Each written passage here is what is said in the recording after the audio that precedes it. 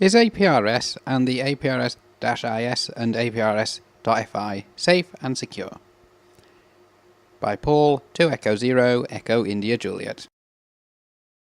This video comes in the wake of a failed docs attack on myself by the individual referenced in my CB and amateur radio differences video.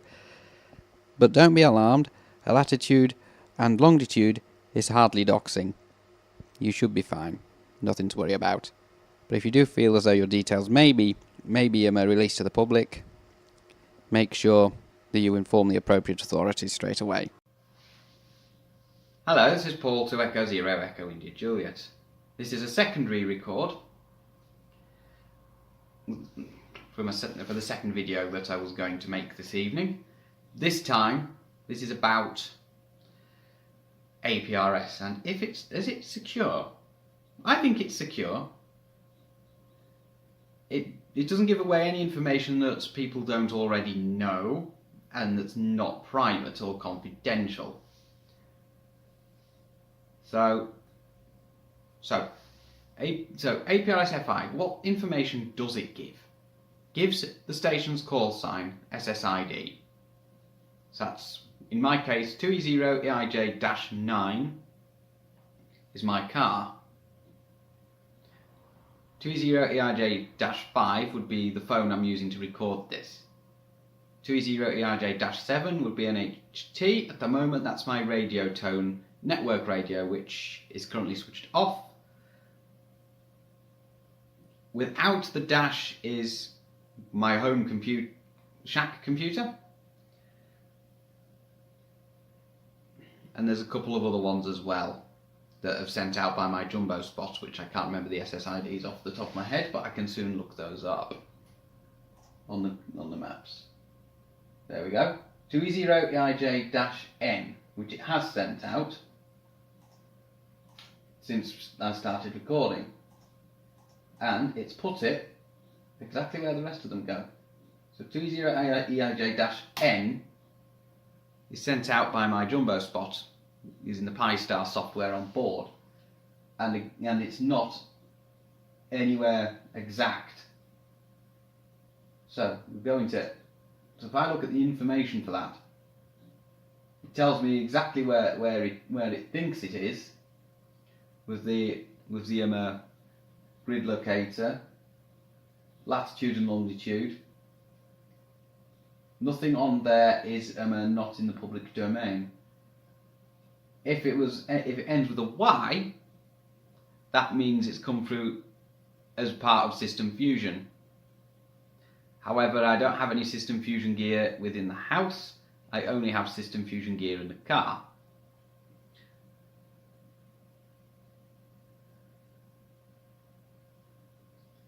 And let's see.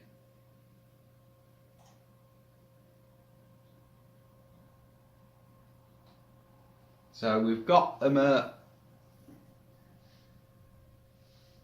my without the prefix having originated another item, which I put on there myself using the computer, which identifies the location of the local amateur radio club, which is fine to put a location for, no one cares. But again, it's still latitude and longitude, and the amateur radio club is public knowledge as to its location anyway. That's on the internet. So on APRS, you've got a map which tells you where everything is. You get latitude and longitude and everything. But if you clear the map, it brings up all the stations that are currently active. So I'm using a jumbo spot to get into DMR and System Fusion rooms, but mostly DMR at the DMR reflector at the moment. I'm currently connected to the hub net as I record this. I've got the radio turned down because the radio is in this room, not far from the jumbo spot, and I don't want the radio transmitting over the radio. Well, you know what I mean. The transmissions coming over on the video. That's what I meant. So there's my car's last known location on APRS.fi, which is a map view of the APRS-IS, was in the middle of Darlington, on the A68, that also doesn't give you a precise location. So I've got nothing to worry about. Shouldn't have anything to worry about. The only way you'd have anything to worry about is if you put on your beacon the exact precise location as to where you are. You manually entered that. GPS can be off by any amount, as can any satellite-based navigation system, whether it be the GLONASS one or the Galileo one or whatever system your device happens to be using to get the satellites. My FTM 400 uses just the GPS satellites, last I checked. My phone can use a mixture of those. I'm not sure what the Radiotone RT3 is capable of receiving as far as that's concerned, or my Anytone, which does have GPS on board. So there's just nothing to really be too concerned about. The call signs are on there. If you've got an American call sign, you type that into qrz.com and it will come up. If you've got a qrz.com account, the name and address of whoever holds that call sign is publicly visible in America. Now that information is available anyway if you put that same call sign through the FCC's ULS. That's just a free-for-all. Anyone can see that just by simply typing in an amateur radio call sign into there, doing a search for it. However, in the UK you can't do such a thing with Ofcom. Ofcom don't publicly allow the names and addresses of amateur radio operators to be shown online. Instead, the amateur radio operators consent to whether they have it published in the RSGB's call book or not. Which in my case, I've not consented to that. Because obviously my address will just end up in the public domain again. I'll just end up being doxed again, and that's the last thing I want. So I wouldn't worry too much about your personal information on APRS. It's perfectly fine. It's not a tracking system.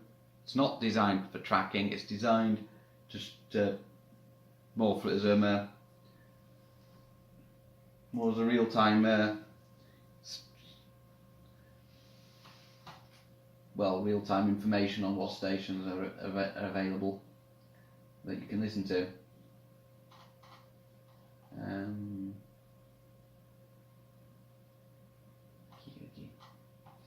There's plenty of information on the network, APRS.IS. If you look it up.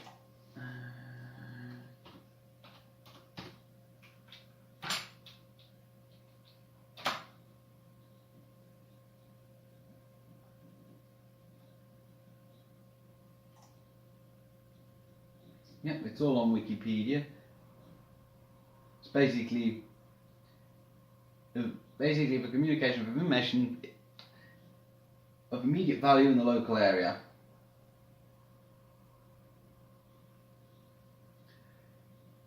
And it was developed since the late 1980s by a chap whose call sign is Whiskey Bravo 4 Alpha Papa Romeo. He's called Bob. I don't know how to pronounce his surname. Sorry. I don't want to try because I'll just end up embarrassing myself. I'm sure some. If I work him on the air, if he ever does HF, then I'm sure he'll let me know. You can put messages, objects, positions, and a lot of things, and it's generally found in the 2 meter band on 144.800 in Europe, and if not too much mistaken, it's 144.390 in the United States and Canada.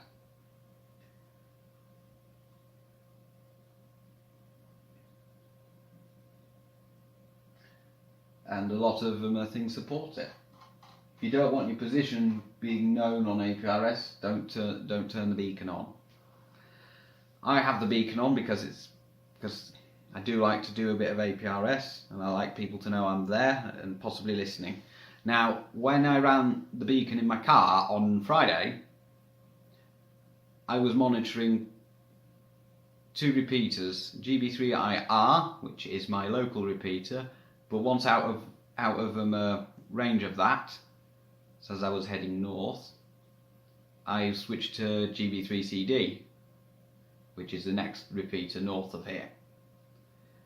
By the time I reached my destination, I was on the fringe areas of GB3CD anyway, and because I was meeting up with somebody, I decided I wouldn't do any further amateur radio from once I got out of the car until I got back in the car and did the reverse journey, although that took a little bit longer and took me through Darlington, hence the last packet on my car. But that's because every subsequent packet after that didn't make it to an iGate or digipeater. But that's not the end of the world, because it's just a fact of the APRS system, because as far as I can tell, the local digipeater is not working at the moment. However, that shouldn't be too much of a problem, because I'm sure the person who owns that will either put it back up or someone will put a new one up, just to fill in the gap, because there is a bit of a gap at the moment where it was. So there's no absolute personal information being sent, just a latitude, a longitude, position on whatever road, street, wherever, and your call sign, of course. And your call sign can be looked up on qrz.com. So if anyone's got the time to do that, they'll do that. You've got nothing to worry about.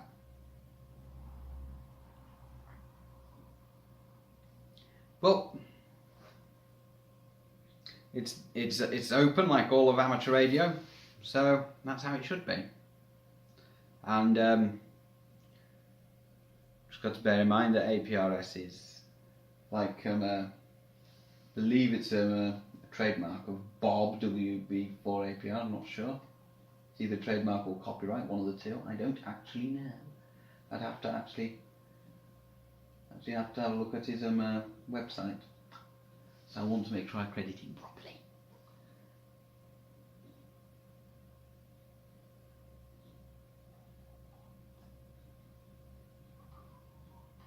Yeah, because oh dear.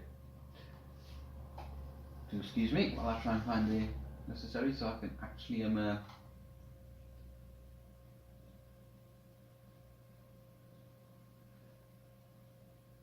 yeah, but it was developed by Bob WB4APR. So, and he's done a good job of it.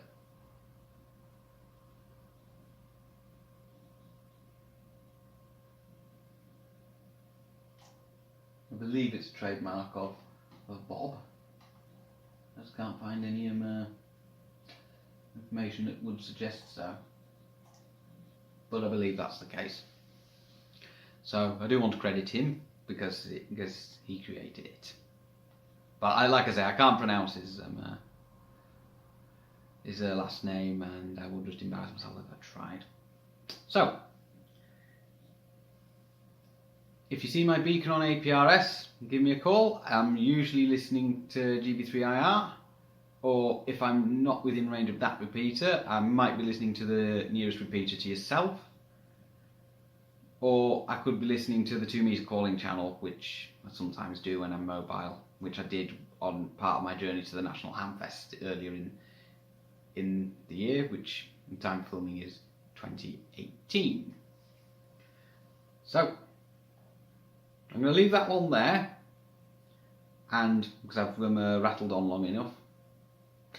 So this is Paul 2 Echo 0 Echo India Juliet, wishing you 7-3, and I do hope to work you on the bands very soon. And also, don't be put off by people getting information out of APRS and publishing it on the internet, because let's face it, a latitude and longitude, what can they do with it? Nothing. because that can, so your latitude and longitude could be different from one day to the next, because you could be anywhere. 7 3s. Don't forget, you can subscribe to this channel and ring the bell if you'd like to be notified about new videos as I upload them. 7-3 from Paul 2 Echo 0 Echo India Juliet, or 26 Charlie Tango 730 if you catch me on 11 meters and PMR 446.